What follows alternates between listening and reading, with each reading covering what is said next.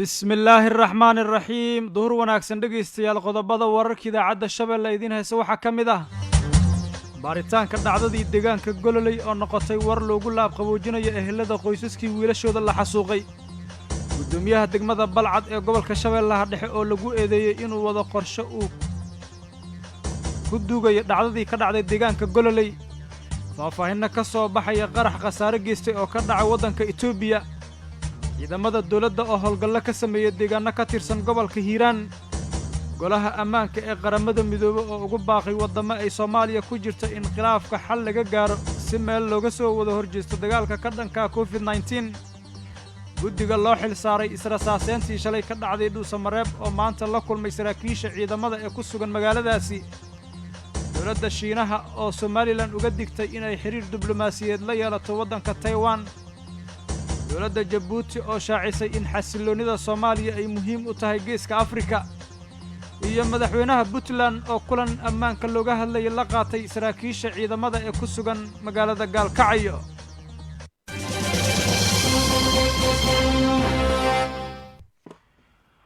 waa duhurnimo khamiisa taariikhdu waxa ay ku beegan tahay 2 bisha 7 sanadkuna waa 2020 warkaasi oo idil duhurnimadan waxa la diyaara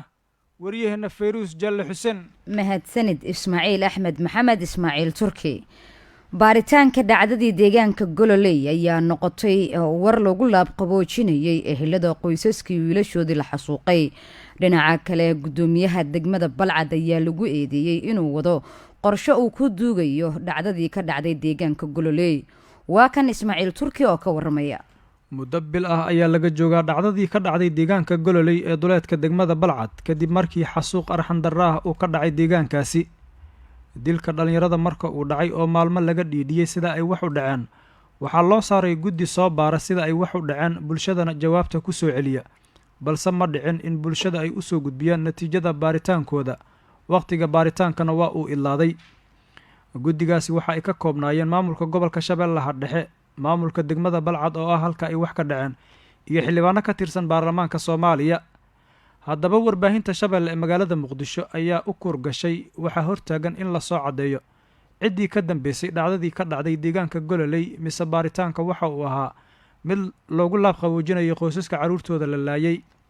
sida ay wax u socdaan iyo baaritaanka halka uu ku dambeeyay waxa iiga warramay nabadoon Cabdulle Cismaan Ceento oo ehel dhow la ah dhalinyaradii dhiigooda micno darada loo daadiyay nabadoonka ayaa sidoo kale waxa uu sheegay in dhibaatadii dhacday mid ka weyn hadda ay ka soo socoto deegaanka Gololey ee duleedka degmada Balcad maalin walbana la xiro dad aan waxba galabsan oo beeraley ah arintaasina uu ka dambeeyo gudoomiyaha degmada Balcad Qaasim Cali Nuur Qaasim Furdug sida uu hadalka u dhigay nabadoonka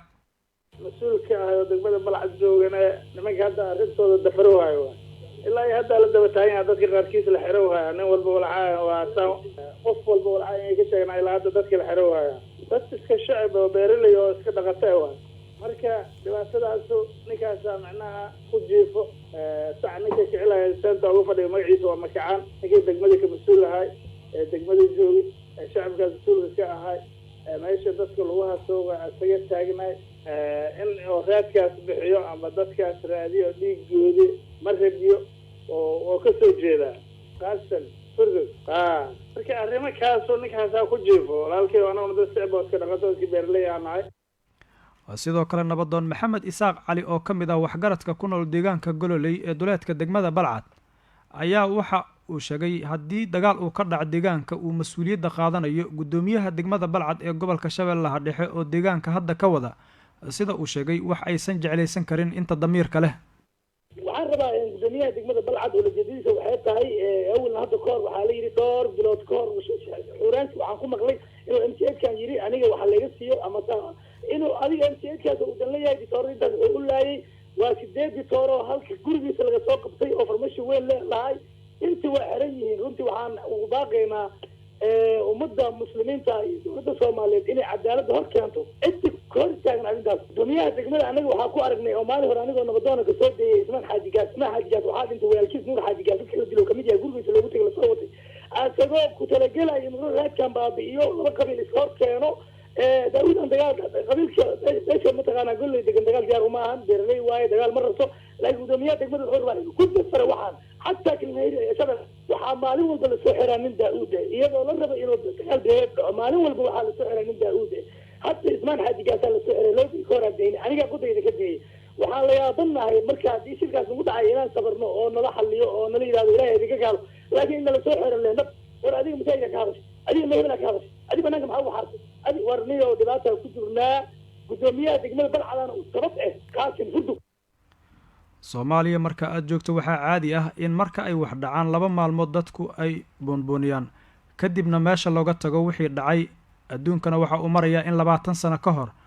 qof dil geystay loo soo qabto dembiga uu geystay taasina waxay caddeynaysaa in waddanka cadaalad aysan ka jirin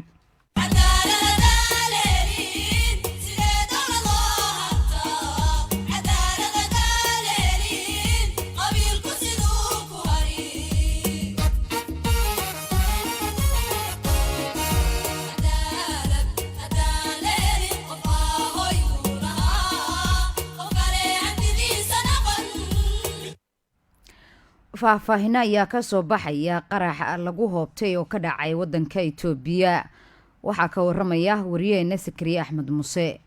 ugu yaraan 8 qof ayaa ku dhimatay qarax ka dhacay magaalada Addis Ababa ee xarunta waddanka Itoobiya sida ay sheegeen booliska ayaa sheegay in tirada dadka ku dhintay qalaasaha ka dhacay Itoobiya ay haatan gaartay 80 ruux kadib dilkii loo geystay fanaankii caanka ahaa ee dalkaasi Hajalo Hundessa waxaana lagu soo waramayaa in dibadbaxayaal careysan ay isugu soo baxeen wadooyinka kuwaasi oo codsanaya in xabsiga laga soo daayo Jawar Maxamed waxaa sidoo kale laga cabsi qabaa in dibadbaxyadu ay rabshado kale ka dhashaan ciidamada militariga ayaa la geeyay wadooyinka magaalada Addis Ababa ee xarunta dalka Itoobiya si ay u dejiyaan xaaladda taalada loo sameeyay hogaamiyihii hore ee Itoobiya Haile Selassie ayaa la burburiyay taasi oo ku taalay magaalada London booliska Ingiriiska ayaa baaraya dhacdada waxaana la sheegay in taalada dhulka la dhigay galabnimadii Talaadada ahayd taalada Haile Selassie waxaa burburiyay boqolaal dhalinyaro ah sida ay sheegeen dad goobjoogayaal ah waxay u muuqataa in dhacdadani ay xiriir la leedahay qalaasaha ka taagan Itoobiya kadib dilkii loo geystay fanaankii caanka ahaa ee Master Hundessa Haile Selassie ayaa ku noolaan jiray Ingiriiska sanadkii 1936 markii dalkiisa ay ku duuleen Talyaaniga kumanaan qof oo taageerayaal ah ayaa isugu soo baxay si ay ugu barordiiqaan Hajalo Hundessa oo la dilay habeenkii Isniinta xilli uu gaarigiisii watay militariga Itoobiya ayaa waxaa loo daadgureeyay caasimadda dalka Itoobiya si ay u xakameeyaan dibadbaxyada ay dadka badani ku dhinteen ee ka dhashay dilka heesaagii caanka ahaa ee Master Hundessa ugu yaraan 81 qof ayaa lagu soo waramayaa in tan iyo habeenkii Isniinta ay ku dhinteen qulqulatooyinkaasi rabshadaha watay ee ka dhacay gobolka uu ninkaasi ka soo jeedo ee Oromia kumanaan qof oo taageerayaashiisa ah ayaa waxay isugu soo baxeen sidii ay ugu barordiiqi lahaayeen Master Hundessa kaasi oo isagoo gaarigiisa wata la dilay habeenkii Isniinta booliska ayaa sheegay in 35 qof oo uu ku jiro siyaasiga caanka ah Jawar Maxamed xabsiga loo taxaabay ilaa iyo haatan ma cadda sababta keentay in ninkaasi la dilo hayeeshee booliska ayaa sheegay in dilka ninkaasi loo soo xiray ilaa 2 ruux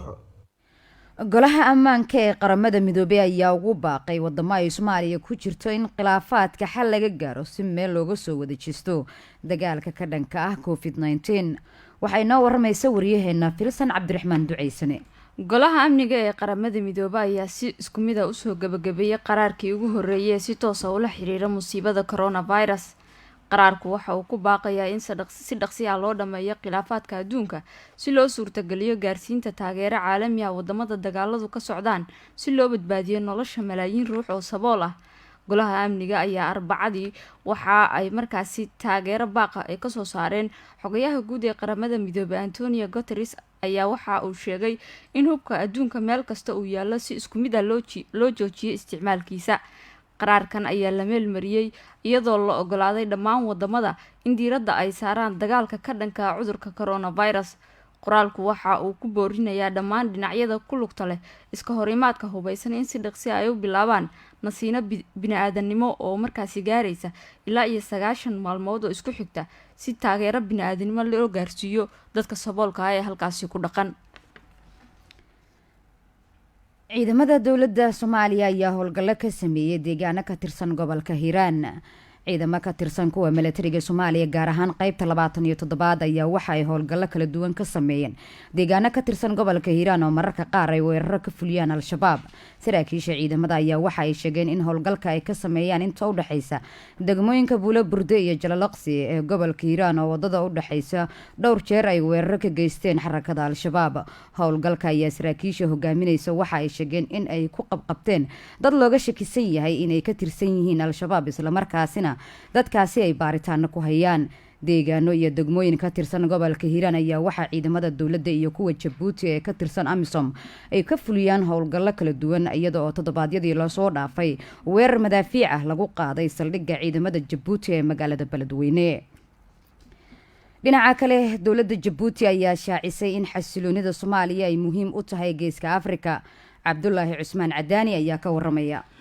dowladda dalka Jabuuti ayaa sheegtay inay doonayso inay xaliso khilaafka siyaasadeed ee Soomaaliya maadaama xaaladda waddankan ay saameyn ay ku leedahay ammaanka gobolka geeska Afrika. safiirka Jabuuti u qaabilsan Sacuudi Carabiya oo waramay wargeyska Sharqal Awsad ayaa waxa uu xusay in dowladdiisa ay ka go'an tahay sidii dib ay ugu soo celin lahayd dowrkii ay Soomaaliya ku lahayd masraxa siyaasadeed ee mandaqada geeska Afrika.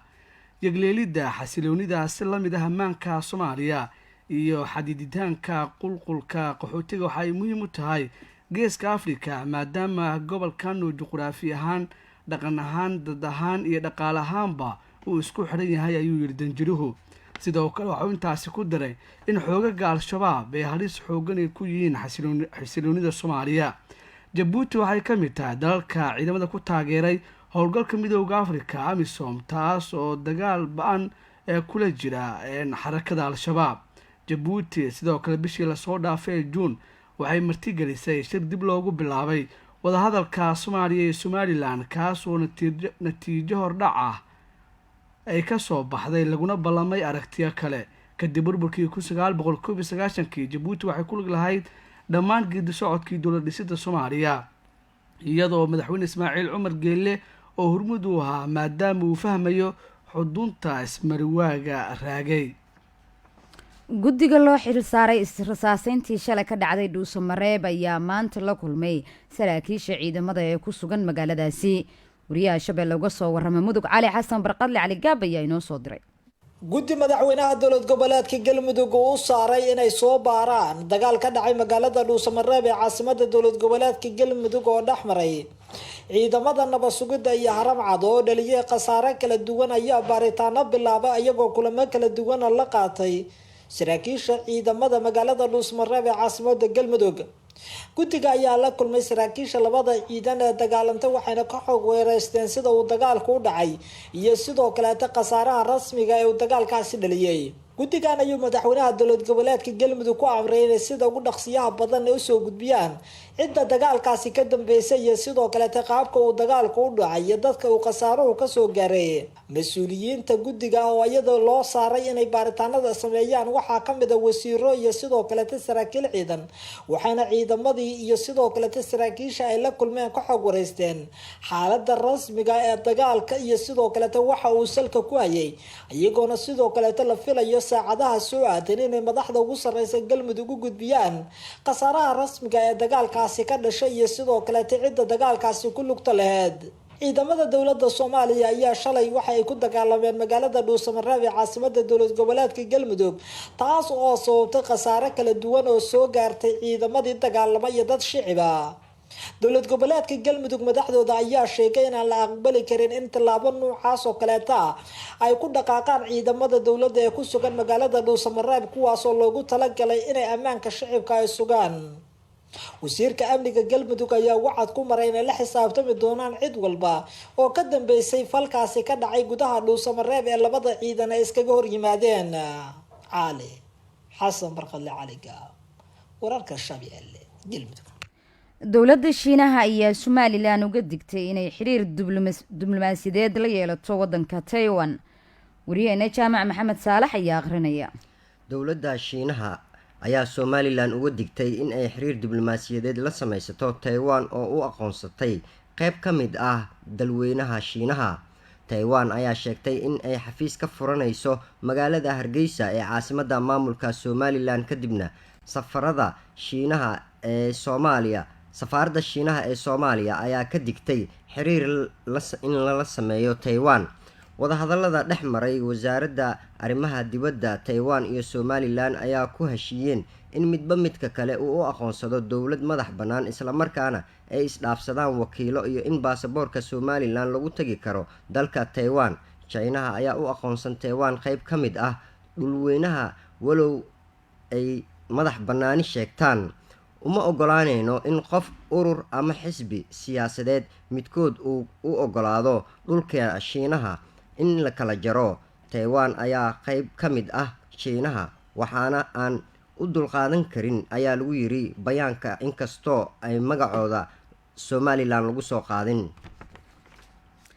madaxweynaha maamulka puntland ayaa kulan ammaanka looga hadlay la qaatay saraakiisha ciidamada magaalada gaalkacyo sida uu mar kale kusoo waramayo wariyeena cali xasan barqadle cali gaab. madaxweynaha dowlad goboleedka puntland siciid cabdulaahi deni oo maalmihii ugu dambeysay ku sugnaa magaalada gaalkacyo xarunta gobolka mudug ayaa kulan looga hadlaya amniga la qaatay saraakiisha ciidamada booliska birmadka iyo sidoo kaleeta ciidamada bsta ee magaalada gaalkacyo kuwaas oo uu kala hadlay sidii ammaanka loo xoojin lahaa loona sii dardargeli lahaa howlgallada ka dhanka dadka falalka amni darro ka geysta waqooyiga gaalkacyo. madaxweyne siciid cabdulaahi deni ayaa koowaadba warbixin ka dhageystay saraakiisha ciidanka waxayna uga warbaxsheen howlgallo maalmihii ugu dambeeyay ay ka sameeyeen magaalada gaalkacyo kuwaas oo ay saraakiisha ciidamadu sheegeen inay guulo wax ku oole kasoo hooyeen.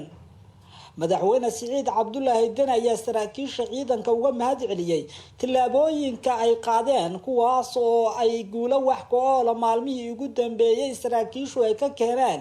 kadib markay xabsiga u dhaadhacasheen dhowr eedeysane oo ku lug lahaa falal amniga liddi ku ah oo ka dhacay waqooyiga gaalkacyo sida ay sheegeen saraakiisha ciidanka. madaxweynaha dowlad goboleedka puntland siciid cabdulaahi deni ayaa dadka shicibka ugu baaqay inay laamaha amniga la shaqeeyaan isagoo ballan qaaday in madaxda ugu sareysa puntland ay ahmiyad sii doonto sidii laamaha amniga loola shaqeyn lahaa islamarkaasna loogu dhiirigeli lahaa shaqada ay ka hayaan magaalada gaalkacyo. dhowaan ayaed markii madaxweynaha puntland siciid cabdulaahi deni uu isbedelka ku sameeyey saraakiisha ciidanka magaalada gaalkacyo kuwaas oo uu sheegay madaxweynuhu saraakiisha cusub ee durbadiiba bilaabeen dardargelin xoogan oo ay wax uga qabanayaan falalka amniga lidiga kuwa ee gaalkacyo kusoo noqnoqday. cali xasan barqadle cali gaab wararka shabeelle puntland. cali gaab ayaa wararkeeni gudaha ugu dambeeyey dhageystayaal halka aad naga dhageysanayseena waa shabakada warbaahinta shabeelle. cidda uu sheegay warkeena waxay dib uga heli karaan bogga internetka aan ku leenahay ee ah radio shabeelle.com.